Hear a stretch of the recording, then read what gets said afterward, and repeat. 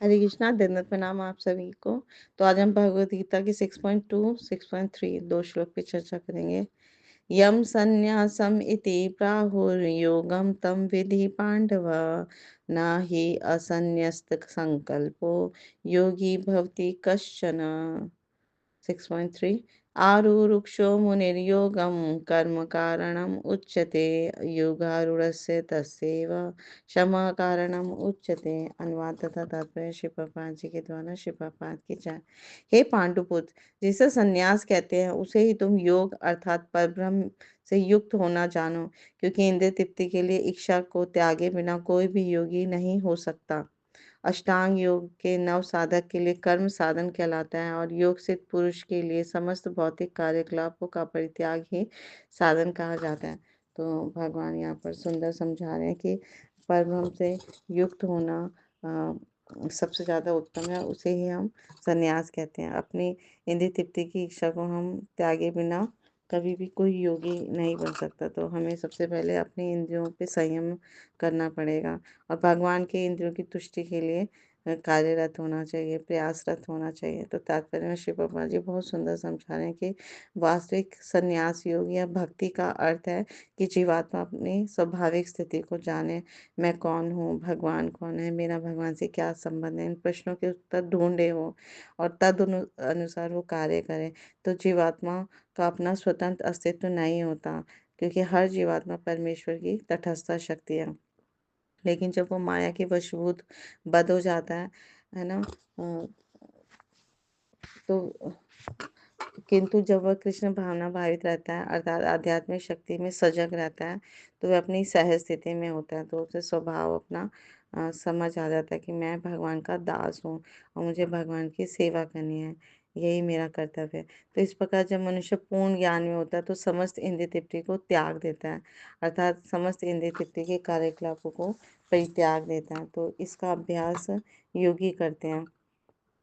लेकिन कृष्ण भावना भावित व्यक्ति को तो ऐसी किसी भी वस्तु में अपनी इंद्रिय लगाने का अवसर ही नहीं मिलता जो कृष्ण के निमित्त ना हो। हर कार्य उसका भगवान की प्रसन्नता के लिए होता है, इसलिए वो उसको समय ही नहीं मिलता अपने इंद्रियों को इधर उधर लगाने का। तो इसीलिए कृष्ण भावना भावित व्यक्ति जो है सन्यासी और योगी साथ साथ होता है ना। स्वतः उसके अंदर सन्यास और योगी के भी लक्षण आ जाते हैं।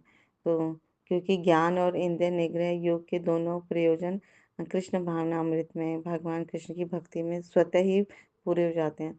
तो यदि अगर कोई मनुष्य स्वार्थ का त्याग नहीं कर पाता तो ज्ञान और योग व्यर्थ है। तो जीवात्मा का मुख्य ध्येय है समस्त प्रकार की आत्म तृप्ति को त्याग देना और परमेश्वर की तुष्टि के लिए तैयार रहना। और एक जो भक्त होता है वो किसी भी प्रकार की आत्म तृप्ति की इच्छा नहीं रखते, उसके अंदर नहीं रहती। वो हमेशा भगवान की तृप्त इंद्रियों की तृप्ति करना चाहता है, भगवान को प्रसन्न करना चाहता है, परमेश्वर की प्रसन्नता में लगा रहता है। अतः जिसे परमेश्वर के विषय में कुछ भी पता नहीं होता वही स्वार्थ की पूर्ति में लगा रहता है, क्योंकि कभी कोई निष्क्रिय नहीं रह सकता।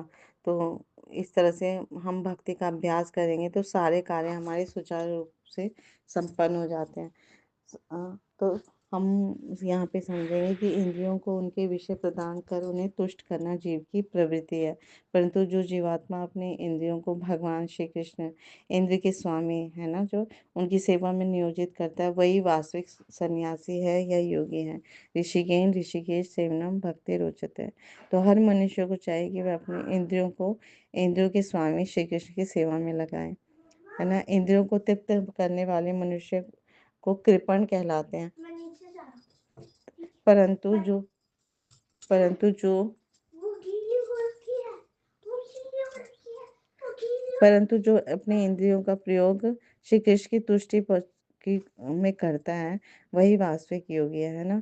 जैसे हम अपने सारे इंद्रियों को भगवान की सेवा में कैसे लगा सकते हैं, अम्बरीश महाराज के उदाहरण से जीवा को भगवान के पवित्र नामों के जप में हमें लगाना चाहिए। हरे कृष्णा कृष्णा कृष्णा हरे हरे, हरे रामा राम रामा हरे हरे। कान को भागवत कथा श्रवण में लगाना चाहिए, आंखों को भगवान श्री कृष्ण के विग्रह का दर्शन करने में, ग्रंथ अध्ययन करने में लगाना चाहिए, पैरों से भगवान श्री कृष्ण के धाम जाने में, हाथों से मंदिर मार्जन करने में। तो यह एक योगी की पहचान है। नेक्स्ट श्लोकों में भगवान कहते हैं कि परमेश्वर से युक्त होने की विधि योग कहलाती है। तो इसकी तुलना उस सीढ़ी से की जा सकती है जिससे सर्वोच्च आध्यात्मिक सिद्धि प्राप्त की जा सकती है। तो ये सीढ़ी जीव को अधम अवस्था से प्रारंभ होकर, है ना, आध्यात्मिक जीवन के पूर्ण आत्म साक्षात्कार तक लेकर जाती है। तो इसीलिए इस सीढ़ी के विभिन्न भाग में विभिन्न नामों से जाने जाते हैं। तो इस ये पूरी सीढ़ी एक तरह से योग कहलाती है। तो इसे 3 भागों में हम विभाजित कर सकते हैं, ज्ञान योग, ध्यान योग और भक्ति योग। तो सीढ़ी के प्रारंभिक भाग को योगारूढ़ अवस्था कहते हैं और अंतिम भाग को योगारूढ़ अवस्था कहते हैं। तो जहाँ तक अष्टांग योग का संबंध है, उसमें अलग-अलग यम, नियम, है ना, आसन होते हैं जिसमें मुद्राएँ आती हैं, शारीरिक मुद्राएँ होती हैं। उनके द्वारा ध्यान में प्रविष्ट होने की आरंभिक प्रयास किया जाता है। तो ऐसे कर्मों से पूर्ण मानसिक संतुलन प्राप्त होता है जिससे इंद्रियां वश में हो जाती हैं। जब मनुष्य पूर्ण ध्यान में सिद्धहस्त हो जाता है ना, तो विचलित करने वाले सारे मानसिक कार्य बंद हो जाते हैं उसके।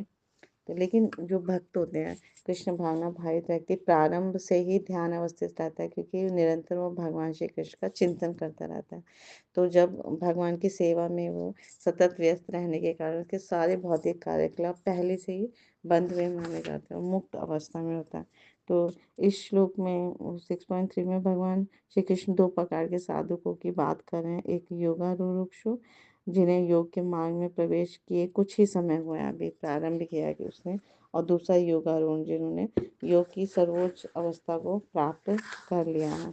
तो दोनों साधकों के कार्यकलापों का वर्णन भगवान ऐसे कहते हैं कि पहला साधक, जिसे नव साधक भी कहते हैं, उसके लिए कृष्ण के लिए कर्म करना ही साधन कहलाता है।